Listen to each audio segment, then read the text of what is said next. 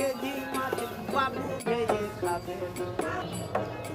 জল দিয়ে পেটি করবি না 8টা বাজে